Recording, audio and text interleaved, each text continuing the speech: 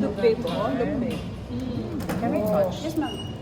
Okay. I'm sure you don't like raw garlic, right? Yeah, I don't like raw. It's okay na. I don't like raw. No. Okay na. Sarap yung medyo nutty aroma ng ground garlic. So good. You can lower the heat to 800. Lower the heat, sweetie. Pag the lata. So? Yes, ma'am. Yeah, it's gone already. That's now. Yes. Wait, that This looks is so reason nice, why you huh? do things in the kitchen. So please season it with salt and pepper. Go, babe. Use your Sayo mo na pepper sa kanya mo na salt. Be, three How much? fingers. 3 grams? 3 Well, grams. it's up to you. It's really your salt and pepper to taste. Good. Chef, question. What are the different, does it have Very any nice. pepper? Salt Finder bay. does the pepper is the Scrape Sometimes the my, side. yung sa pepper mill talaga. I am blessed with good students. They gift me with peppercorns Mm. from the tree. Mm. Wow. Alam So niyo you yung- don't need much for ano. You put in now your cheeses. Ay, matilok pa to ng konti, Kelvin. Oy, they look healthy. I was gonna tell you that, Chef. I'm just back. Makasabaan kang tita si Penny mo. Yes.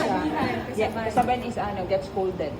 Sabay, ay, Yes. violent na yun. Yes. To be scolded. Only by words. Kasama. Not physical. Kasi na physically, sumbagan nyo.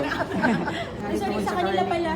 So you put in the blue cheese, but off heat na po tayo. Off Turn heat. off the...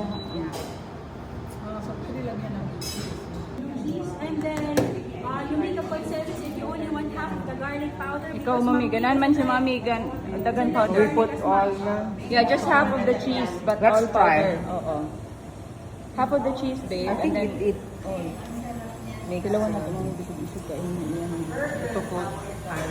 our consultations, we are for the Thermomix because you can control the time. Once you press that, you can adjust the time. So let's say I'm gonna blend it for 10 seconds and then how many degrees? So if it cooks, it's up to 100 Perfect na siya. For my R&D, because I also make mga Yummy, babe. It's very easy. commissars ask us to make this quickly.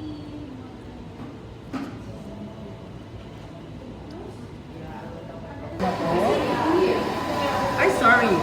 Next is the cranberry. Babe, here, babe. Here. And then zest and salt.